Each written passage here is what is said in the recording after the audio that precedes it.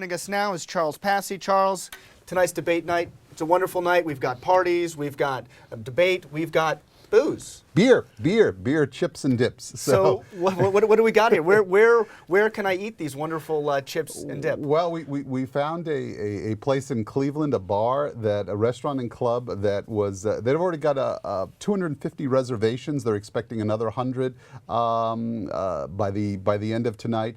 I mean, basically what's happening is that what you have, instead of Super Bowl Sunday, you have Presidential Debate Wednesday, you could call it.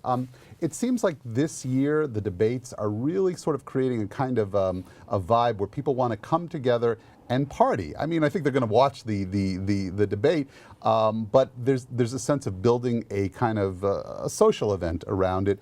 And AOL has a community website, patch.com, in a lot of different communities. They've actually organized 30 of these viewing parties at places like a wing restaurant or your standard local pub or whatever.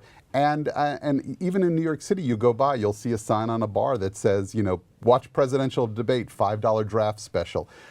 It seems odd, but I mean, some people might say it's pretty odd to watch a bunch of people play football too. So yeah. I mean, look, I guess it's that sports culture in some sense infecting or moving into everything else that we do. Right. As you look at these bars, I mean, and you look at, from a business standpoint, this could be a big boost. I mean, this is a random Wednesday that would be very quiet otherwise. Right. People wouldn't do anything, and now all of a sudden, as you're mentioning, expecting 150, 200 people at all these places.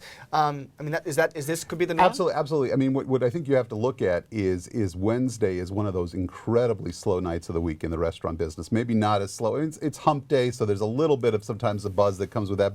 But we're not talking Thursday, Friday, or Saturday here. So this is, you give them a little bit of an excuse to sort of build something, and they'll take it. The place in Cleveland that I talked to said, on a good Wednesday, they might do 100 reservations. They're up to 350, as I say, right to about 350 right now. So I think I think the timing plays into it.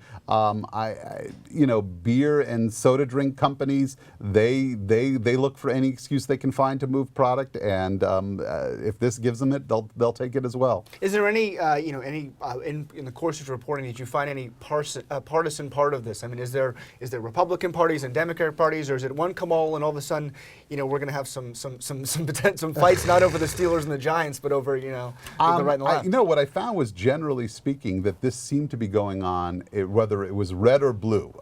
This seemed to be going on, and there also was a sense, I think, that you want a little bit of that tension, because the whole idea was, I mean, this was one thing that the people at Patch.com were really promoting, was that the Corner Tavern was the place where people came together and argued things back in the past. So we're kind of going back to the idea of the watering hole as a place where you discuss politics and have a few beers. You'll do it tonight over a presidential debate, but it seems perfectly logical. So I think if anything, people relish the idea that there's going to be some tension at these parties. That's wonderful. Charles, thank you so much for joining us.